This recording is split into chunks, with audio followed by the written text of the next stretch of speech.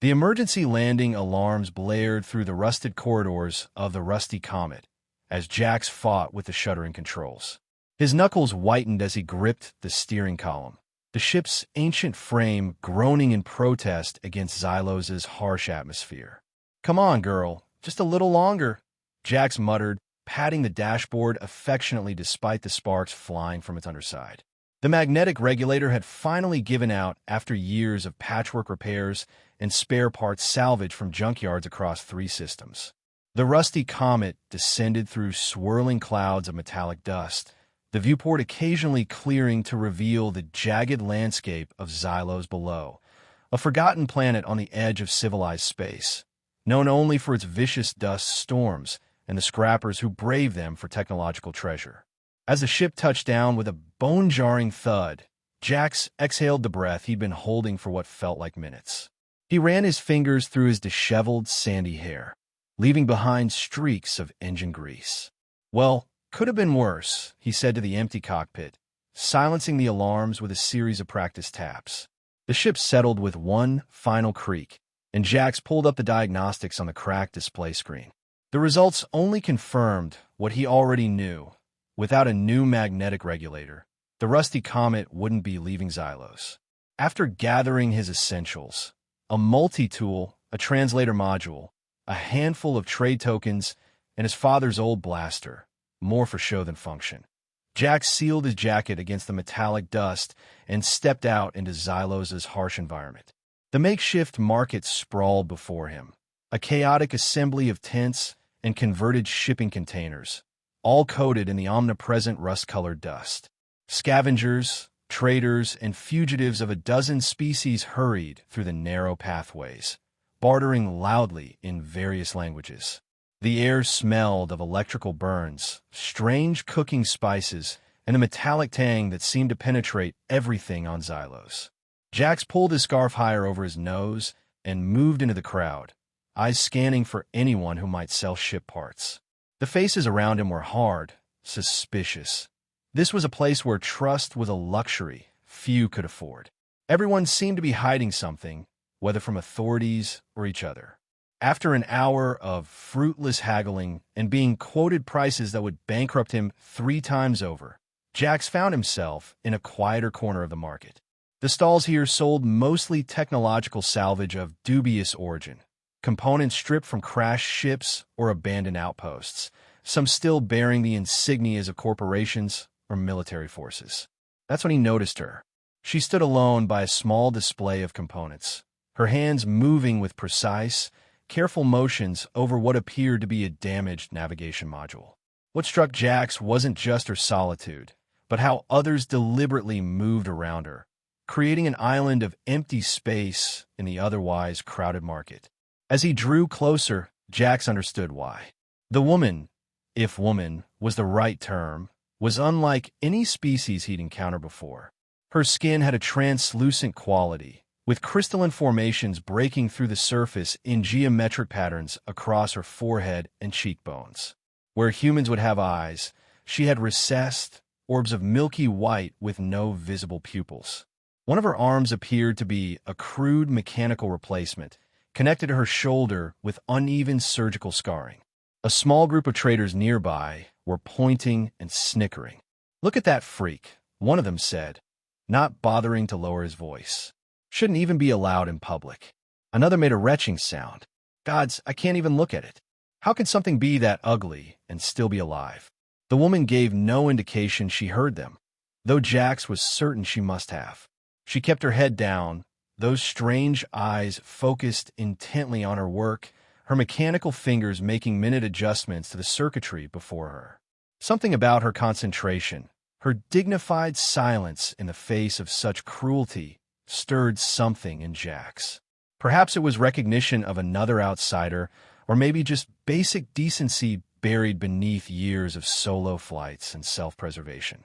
Without fully intending to, he found himself approaching her stall. He pretended to examine the components on display, aware of her slight stiffening as he entered her space. Up close, he noticed more details. The crystalline formations on her skin caught the light in subtle rainbow patterns, and the mechanical arm, while crude, moved with remarkable precision. I need a magnetic regulator, Jack said, breaking the silence. Class C, compatible with Orion engines. 20-year model. She didn't look up, but her head tilted slightly in acknowledgement. Her voice, when she finally spoke, was unexpectedly melodic, with an accent he couldn't place. No regulators here. Try. Sector 4. Jax nodded, but didn't move away.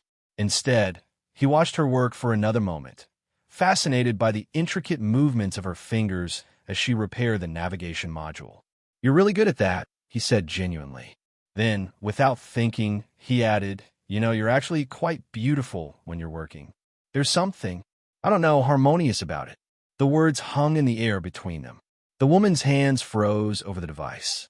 Slowly, she raised her head, those pupilless eyes fixing on his face as if searching for the mockery or cruelty that must surely be there. Finding none, something changed in her expression, a subtle shift that Jax couldn't quite define. Then, to his complete surprise, she slowly sank down to sit on the dusty ground, right there beside her stall. Crystal tears formed at the corners of her eyes and slid down her cheeks, leaving glistening trails that caught the light. She was crying. Jax panicked, looking around as if someone might tell him what to do. The onlookers who had been mocking her earlier now watched with new interest, some snickering at his apparent misstep. I'm sorry," he stammered, crouching down beside her. "I didn't mean to upset you. I'll just go." "No," she said quietly, a hand, her organic one, reaching out to stop him. "No one has ever. Not in so long." She couldn't seem to finish the thought, overcome with emotion. Uncomfortable, but unwilling to leave her in such a state, Jax settled onto the ground beside her, ignoring the curious and judgmental stares. "I'm Jax," he offered, "pilot of the unfortunately grounded ship, the Rusty Comet, currently in need of parts and apparently making strangers cry in marketplaces." A sound escaped her that might have been a laugh, though it was hard to tell through the tears. "Lyra," she responded after composing herself. "And your ship, the regulator issue. I might know where to find one." Jax raised his eyebrows. "Really? Because I've tried half the stalls here and—" "Not here," she interrupted. "I have access to places others don't, but I would need help with something in return." She gestured to the partially disassembled navigation module. "This is part of a larger system. I need to recover the rest from a location on the outskirts of the settlement. It's not safe to go alone." Jax hesitated. Making deals with strangers on Xylos was risky business, especially ones that involved venturing into the wastes. But the alternative was being stranded indefinitely.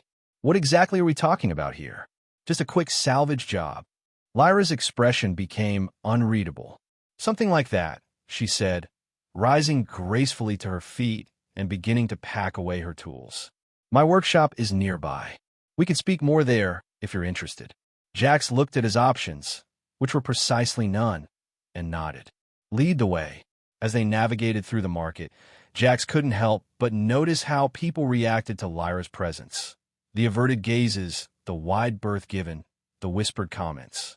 Yet she moved through it all with a straight-backed dignity that impressed him. There was a story here, he was certain, and against his better judgment, he wanted to know it. Lyra's workshop turned out to be an abandoned shipping vessel half buried in rust-colored sand on the settlement's outskirts. The exterior looked like any other piece of space junk littering Xylos' surface, but inside was a different story. The main cargo hold had been transformed into a meticulous workspace. Tools hung in precise arrangements on the walls, along with diagrams and technical schematics Jax couldn't begin to understand.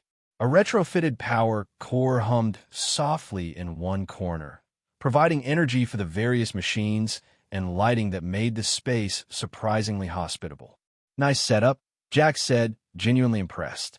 "Wouldn't have guessed from the outside." "That's the point," Lyra replied, moving to a workbench where she set down her tools and the navigation module she'd been repairing. "On Xylos, anything valuable doesn't advertise itself." She gestured to a small heating unit. "There's water if you want tea. I need to change this first." She indicated her mechanical arm, which upon closer inspection appeared to be straining at the joints. Without waiting for his response, she moved behind a partition. Jax heard the sound of pneumatic releases and mechanical components being adjusted. He busied himself examining the workshop, careful not to touch anything that looked important. "So," he called out, trying to fill the silence, "how long have you been on this dust ball?" 3 years, 4 months, 17 days, came the immediate reply. Jax raised an eyebrow at the precision. "That's specific. Time matters when you're counting it." Lyra emerged from behind the partition, her mechanical arm now replaced with a slightly different model, less crude, with finer articulation in the fingers. "That looks better," Jax commented. Lyra flexed the mechanical fingers. "It's more suitable for delicate work. The other one is stronger but less precise." She approached a storage unit and retrieved what looked like an ancient star chart, spreading it across her workbench.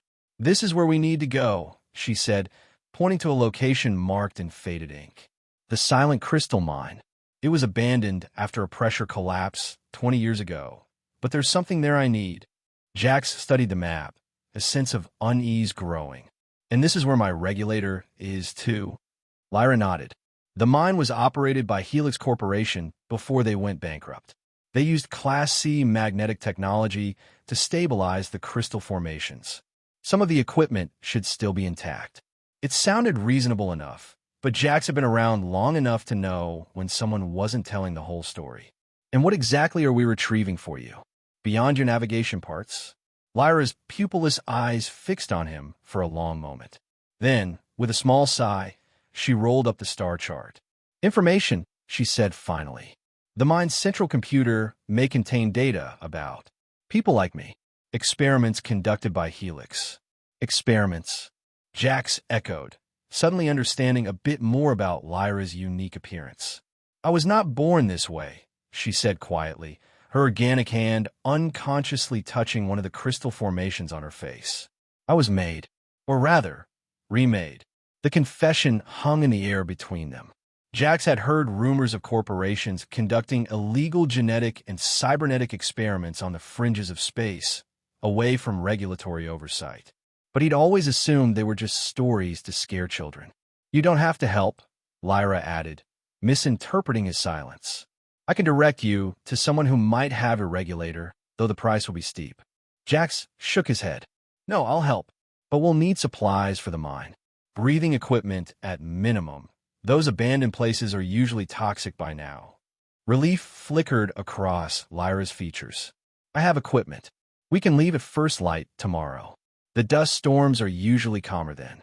As they began preparations, working side by side to check overfiltration masks and gather tools, Jax found himself stealing glances at Lyra. There was something compelling about her methodical movements, her absolute focus on each task. She worked with a precision that bordered on obsession, triple-checking every item before placing it in their packs. In contrast, Jax's approach was more improvisational. He'd survived years in space by being adaptable, making do with whatever was available. When a filter on one of the breathing masks showed signs of wear, he rigged a temporary fix using materials from his own ship's emergency kit. "That won't last," Lyra observed, examining his handiwork with obvious skepticism. "It doesn't need to last forever," Jax replied with a shrug. "Just long enough." To his surprise, a small smile curved Lyra's lips. "A philosophy for survival," she said, almost to herself. "Just long enough." As the evening wore on, they shared a simple meal of rehydrated rations from Jax's supplies. The silence between them grew more comfortable, punctuated by Jax's occasional stories about his travels, embellished slightly for entertainment value. "So there I was, accidentally smuggling what I thought was exotic fruit, only to discover mid-flight that they were actually dormant egg sacs for Mentelian crystal beetles," he recounted, gesturing animatedly. "Ever seen what happens when 1,000 crystal beetles hatch simultaneously in a ship's cargo hold? Let's just say the cleanup took weeks, and I still find the occasional beetle hiding in my ventilation system." Lyra didn't laugh outright, but her head tilted in a way that Jax was beginning to recognize as amusement. As night fell fully over Xylos, bringing with it plummeting temperatures, they powered down most of the workshop to conserve energy. Lyra offered Jax a small sleeping space she had set up for herself, insisting she needed to work through the night on the navigation module. Exhausted from the day's events, Jax didn't argue. As he drifted towards sleep, he became aware of soft, rhythmic sounds coming from the workbench where Lyra sat hunched over her project. It took him a moment to realize she was humming, a haunting, unfamiliar melody that somehow matched the whine of the wind outside. In that moment, despite the strangeness of his situation and the uncertainties of tomorrow, Jax felt an odd sense of peace. His last thought before sleep claimed him was that he hadn't been entirely truthful earlier. Lyra wasn't just beautiful when she worked. There was something beautiful about her very existence, a resilience and grace that transcended her unusual appearance. He woke once in the night to find the workshop silent and dark. Across the room, Lyra sat motionless by a small window, her crystalline features catching what little light came from Xylos's 3 moons. She appeared to be trembling, though whether from cold or emotion, Jax couldn't tell. Something about the scene felt too private to interrupt, so he closed his eyes again and pretended to still be asleep. Morning came abruptly on Xylos, the harsh sunlight cutting through the planet's perpetual dust cloud. As Jax had suspected, Lyra hadn't slept at all but showed no signs of fatigue. She moved with the same measured precision as she loaded their supplies onto a refurbished sandcrawler, a single-person transport she had modified to accommodate a passenger and cargo. "Nice ride," Jax commented, running an appreciative hand over the vehicle's reinforced hull. "Custom work?" "Necessity," Lyra replied. "Standard models can't handle the metallic content in Xylos's dust storms. The particles fuse to engine components." The journey began in relative calm, the sandcrawler skimming over the rust-colored dunes with surprising grace. Lyra navigated with confidence, occasionally consulting a navigation system integrated into her mechanical arm, technology Jax had never seen before. "That's not standard market tech," he observed, nodding toward the display embedded in her prosthetic. Lyra's gaze remained fixed on the horizon. "No, it's proprietary Helix design." "So they gave you that arm?" "As part of these experiments." A long pause followed. "They took my original arm first," she finally said. "The replacement was compensation." Jax winced. "Sorry I asked." "Curiosity is natural," Lyra replied, her tone not unkind. "But some answers are better discovered than given." They lapsed into silence as the landscape gradually changed around them. The open desert gave way to increasingly jagged terrain, fields of metallic crystal formations jutting from the ground like massive thorns. The sandcrawler slowed, forced to navigate a winding path between the hazards. "The crystalline properties of Xylos are unique in this sector," Lyra explained, seeming more comfortable discussing geology than personal history. "The metallic dust in the atmosphere interacts with the planet's electromagnetic field, creating these formations." Jax noticed that the crystal structures increasingly resembled the formations on Lyra's skin. Same geometric patterns, same iridescent quality when caught by light. Before he could comment on this, the sandcrawler's sensors emitted a warning tone. Lyra immediately slowed the vehicle to a stop. "Dust storm approaching," she said, checking the readings. "Category 3.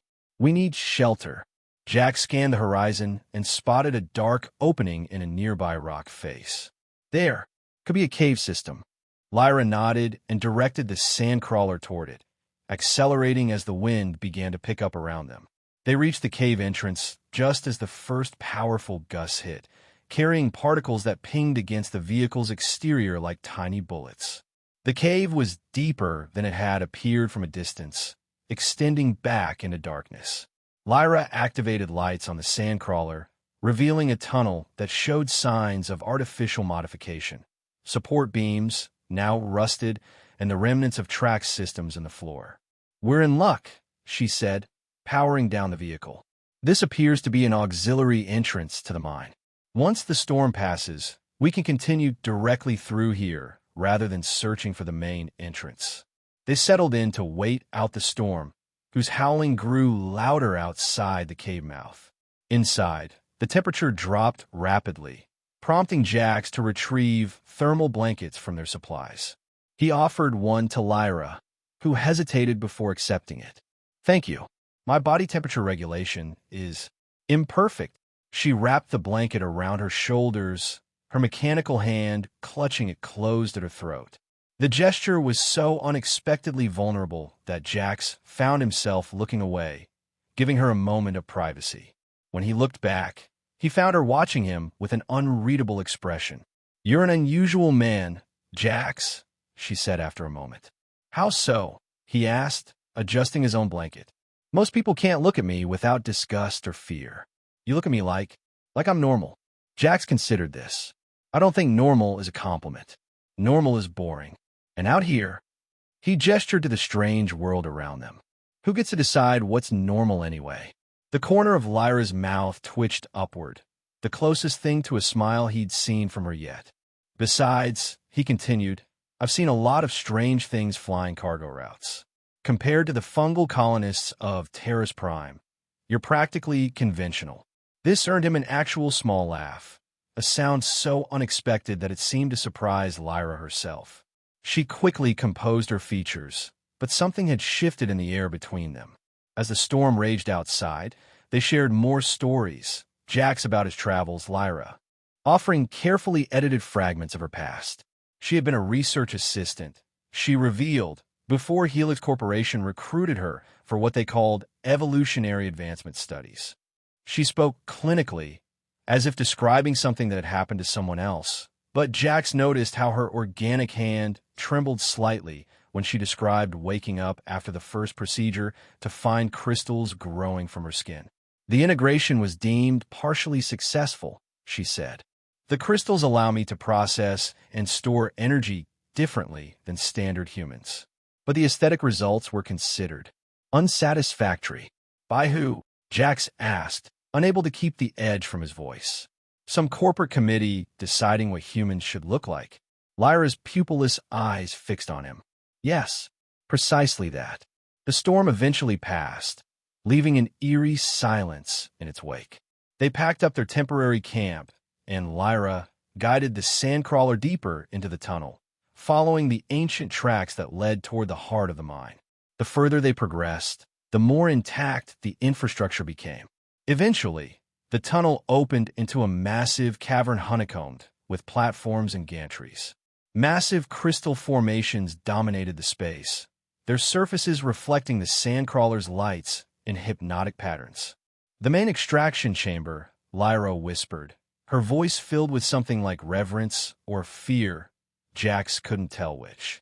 They left the vehicle and proceeded on foot, their breathing equipment filtering the stale air. The silence was absolute, broken only by their footsteps and the occasional distant ping of cooling metal. "The control center should be on the upper level," Lyra said, pointing to a structure suspended above the cavern floor. "That's where we'll find both the computer system and the magnetic regulators." They made their way up a series of switchback stairs, some sections so corroded that Jax feared they might give way. Lyra moved with surprising agility despite her mechanical arm, occasionally using it to clear debris or support weakened section for Jax to cross. The control center was a circular room with windows overlooking the entire cavern. Dust-covered consoles lined the walls, their screens dark and silent. In the center stood a cylindrical structure that Jax recognized as a data core, an old model, but potentially still functional. Lyra immediately went to work, connecting devices from her pack to various access points on the data core. Her mechanical fingers moved with incredible precision, bypassing security measures and initiating power-up sequences. Jax, meanwhile, explored the room for anything resembling the magnetic regulator his ship needed. He found a maintenance bay adjacent to the control center, filled with spare parts and equipment. "Lyra, I think I found something," he called out, holding up a device that matched the specifications of his damaged component. When she didn't respond, he returned to the control center to find her standing transfixed before a now-active display. The screen showed what appeared to be medical files, images of human subjects with varying degrees of crystalline integration. Some looked similar to Lyra, while others were so severely transformed they barely resembled humans at all. "You found them," Jax said softly, coming to stand beside her. "The others like you." Lyra's voice was hollow when she finally spoke. "Not like me. I was Series L, batch 273. These are the results from all batches. Thousands of subjects." Her mechanical hand reached out to touch one of the images, a figure so completely encased in crystal formations that only the vague shape of a human remained. This was Series M. They attempted to accelerate the integration process. Jax scanned the data, scrolling beside the images. These timestamps. Some of these experiments continued even after Helix officially declared bankruptcy. "Yes," Lyra whispered. "They never intended to stop, only to hide." A sudden sound, a low hum that quickly built in intensity, drew their attention from a screen. The lights in the control center flickered, and previously dark consoles began to activate one by one. "What did you do?" Jax asked, alarmed. "Nothing," Lyra replied, her expression confused. "The system was in standby. It should only be accessing archived data, not—" A voice, smooth, artificial, female, interrupted her. "Subject L, 273, identified. Welcome home, Lyra." The cylindrical data core in the center of the room illuminated from within, projecting a holographic image of a woman in a laboratory coat. Though the projection was blue-tinted and slightly transparent, the woman's features were clear, sharp, clinical, with hair pulled back severely from her face. "Dr. Varna," Lyra breathed, taking an involuntary step backward. The hologram smiled, the expression not reaching its eyes. "This is Automated Research Continuation Protocol 7. In the event of corporate dissolution or facility abandonment, key subjects are to be monitored and recovered when possible." The hologram's gaze shifted slightly.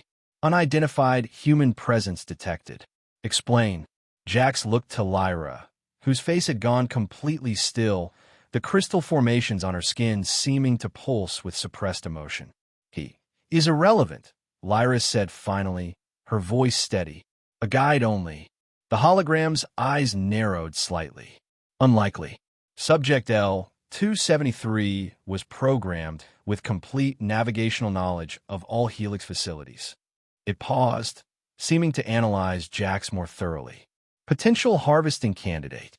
Physical parameters within acceptable range." "Harvesting," Jax repeated, his hand instinctively moving toward his blaster. Lyra stepped forward. "I came for information only. The location of other subjects. The complete research data."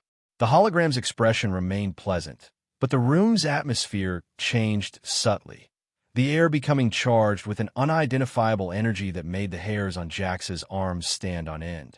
"All subjects are accounted for, L, 273. Those who survived integration have been recalled to Central Facility. Your delayed return has been noted." The hologram flickered, its image momentarily distorting. "Preparing for subject retrieval and recommencement of integration protocol." A mechanical whirring began somewhere beneath the floor. Jax felt the vibration through his boots. "We need to go," he said quietly to Lyra. "Now." But Lyra seemed transfixed by the hologram, her pupilless eyes wide. "Central Facility was destroyed. I saw the reports." "Misinformation," the hologram replied smoothly. "A necessary deception to ensure project continuity. Your brothers and sisters await completion, L, 273. You are still imperfect, but that can be remedied." The floor beneath them shuddered as hidden mechanisms activated. Panels slid open around the data core, revealing robotic appendages that began to extend toward Lyra. That broke her trance. She stumbled backward, colliding with Jax, who steadied her with a hand on her shoulder. "Override protocol," Lyra called out desperately. "Authorization L, 273, Varna, Epsilon." The hologram's smile widened. "That override was revoked upon your unauthorized departure, L, 273. You are considered compromised. But don't worry, we'll fix everything that's broken in you." One of the mechanical arms shot forward with surprising speed. Jax pulled Lyra aside, just in time. the appendage grazing her shoulder as they dodged. The data core, Lyra gasped. If we destroy it. On it, Jax replied, drawing his blaster. He fired at the cylindrical structure, but the energy pulse bounced off an invisible barrier surrounding it. Force field, the hologram commented, almost amused. Did you think we wouldn't protect our investments? More mechanical arms emerged, cutting off their path to the exit. Jax fired at these instead, with more success. One appendage exploded in a shower of sparks, while another was severed completely. We make for the maintenance bay, he shouted to Lyra over the increasing mechanical din. There might be another way out. They ran, ducking under grasping mechanical limbs. The hologram of Dr. Varna followed their movements, her image appearing on various screens throughout the control center. You're only delaying the inevitable, L-273, the voice echoed around them. You were designed to return to us. It's literally in your blood. In the maintenance bay, Jax frantically searched for an exit while Lyra sealed the door behind them. It wouldn't hold for long. Already metal appendages were forcing their way through the gaps. There! Jax pointed to a maintenance shaft in the floor. That might lead back to the cavern. As they worked to open the shaft, Lyra suddenly stiffened, her hands flying to her temples. The crystal formations on her skin began to glow with an internal light. Lyra? What's happening? She's... In my head, Lyra gasped. The crystalline structures. They're receiving her signal, like they were designed to. The hologram's voice came from nowhere and everywhere. Your integration was never about physical enhancement, L-273. The crystals are conduits, receivers and transmitters for our consciousness. The perfect merger of human and data. That was always the goal. Lyra fell to her knees, her mechanical arm spasming as conflicting commands fought for control. The crystals on her skin brightened, lines of light spreading outward from each formation like circuitry coming alive. Fight it, Jax urged, crouching beside her. Whatever she's doing, you're stronger. I can't, Lyra whispered, her voice strained. The programming is too deep. I can feel myself slipping away. The door to the maintenance bay finally gave way, mechanical arms pouring through the opening. Behind them, the hologram of Dr. Varna walked calmly, her expression one of clinical satisfaction. Your resistance has provided valuable data. On autonomy development, L-273, she said. But now it's time to complete what we started. Your individual consciousness was always meant to be temporary, a testing phase only. Jax looked desperately around the maintenance bay for anything that might help.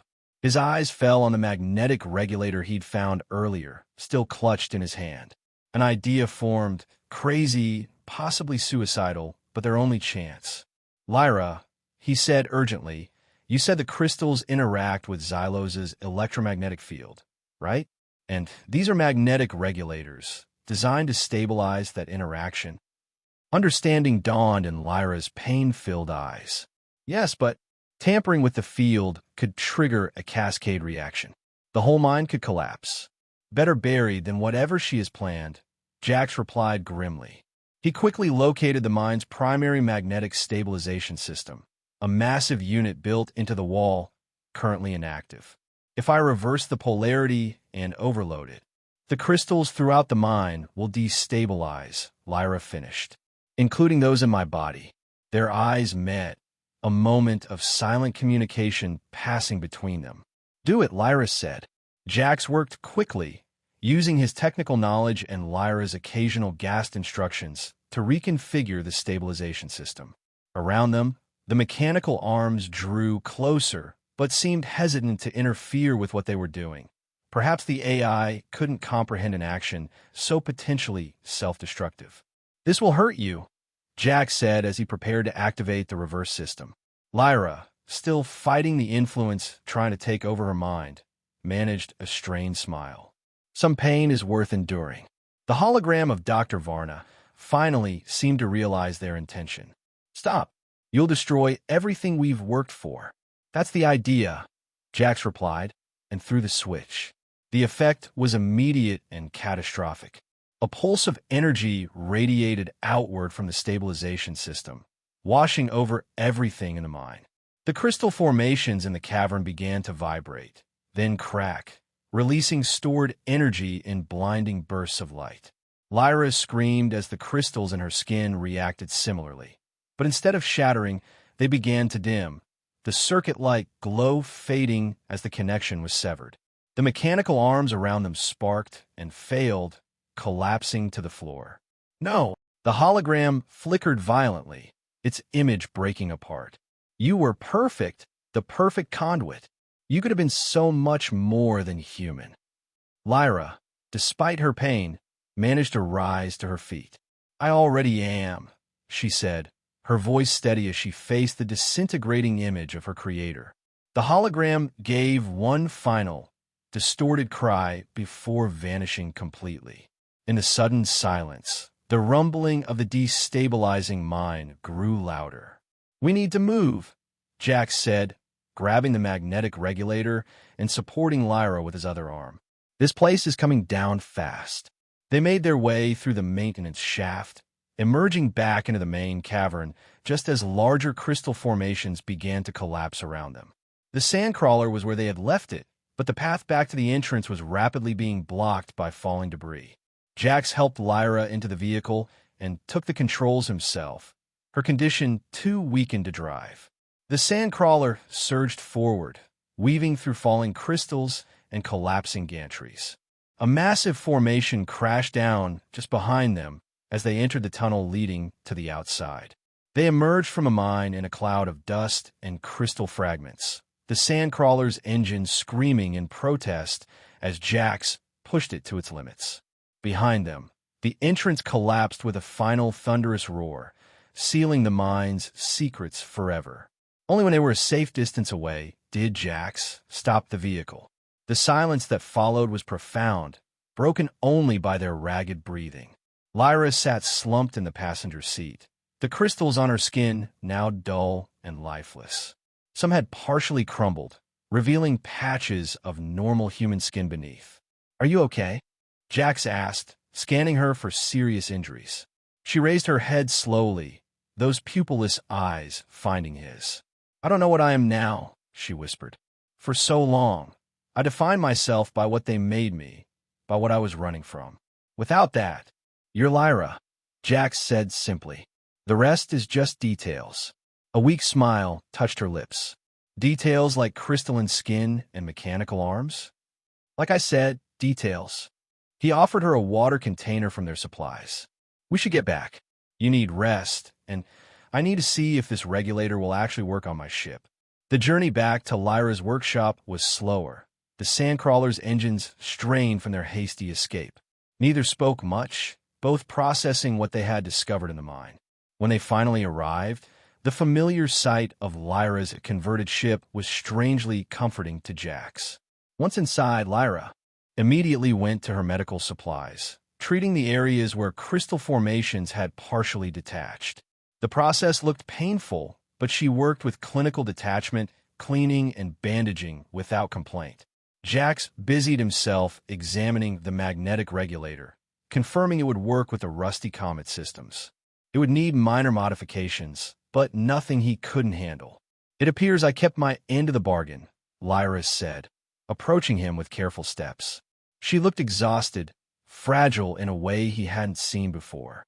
"Your ship can be repaired now." "And you?" Jax asked. "What happens to you now?" Lyra sank into a chair, her mechanical hand absently touching the bandages on her face. "I don't know. For years, my purpose was to understand what was done to me, to find others like me. Now I know there are no others, not really. They were all reclaimed." "Maybe that's not true," Jack suggested. "That AI was designed to manipulate you. It could have been lying about the central facility, about the other subjects." "Perhaps." Lyra didn't sound convinced. "But even if some escaped like I did, how would I find them now? The data core is destroyed." Jack sat across from her, considering. "Well, there's a whole galaxy out there. I happen to know my way around a fair bit of it." He gestured toward the ceiling, indicating the stars beyond. "If you wanted to look, I mean." Lyra's pupilless eyes studied him. "Are you offering me passage on your ship? After everything that happened at the mine? I nearly got you killed." In fairness, That's not particularly unusual in my line of work, Jax replied with a half-smile. But yes, I'm offering you passage. Or partnership, if you prefer. The Rusty Comet could use someone with your technical skills, and I could use... He paused, searching for the right words. I could use someone who reminds me there's more to life than just scraping by. For a long moment, Lyra was silent, her expression unreadable. Then, slowly, she extended her hand, her organic one, to him. Partnership, she said quietly. Jax took her hand, suddenly aware of how fragile and human it felt despite everything. Partnership, he agreed. They spent the next 3 days working on the Rusty Comet. Lyra proved invaluable, her knowledge of mechanical systems far exceeding Jax's practical experience. The magnetic regulator was successfully installed, along with several other improvements Lyra suggested. By the time they finished, the ship was in better condition than it had been in years. Throughout their work, Jax noticed subtle changes in Lyra. The remaining crystal formations on her skin seemed to be slowly receding, though they didn't disappear completely. She spoke more freely, occasionally even initiating conversations rather than just responding. Once, he even caught her humming that same haunting melody he'd heard his first night in her workshop. Most striking was how she carried herself, no longer hunched, as if expecting blows, but with a quiet dignity that had nothing to do with defiance and everything to do with a growing self-acceptance. On the evening before their planned departure, they sat together in the Rusty Comet's cockpit, watching Xylos's 3 moons rise over the dust-swept horizon. You know, Jack said, breaking a comfortable silence, I've been thinking about what that AI said about you being designed as a conduit or receiver. Lyra tensed slightly. What about it? Well, what if that connection could be useful? Not for letting some deranged AI take control, but for other purposes? If the crystals can receive and transmit data, maybe they could help us locate others who escaped Helix. Lyra considered this, her head tilted in that now familiar gesture of deep thought. It's possible. The connection was severed when we destroyed the mind systems, but the crystalline structures themselves still exist. They respond to specific frequencies. She trailed off, suddenly animated by the idea. I would need to build a transmission amplifier, something that could broadcast on the correct wavelength. See? Already solving problems, Jax said with a grin. That's why partnerships work. Lyra's expression softened. I've never had a partner before. Or friend. Well, now you have both, Jax replied simply. As darkness fell fully, they returned to Lyra's workshop to gather the last of her belongings for transfer to the ship. There wasn't much, mostly tools and technical equipment, a few personal items. Jax noticed a small, crystalline figurine that seemed to be made of the same material as the formations on Lyra's skin. Did you make this? He asked, careful not to touch it without permission.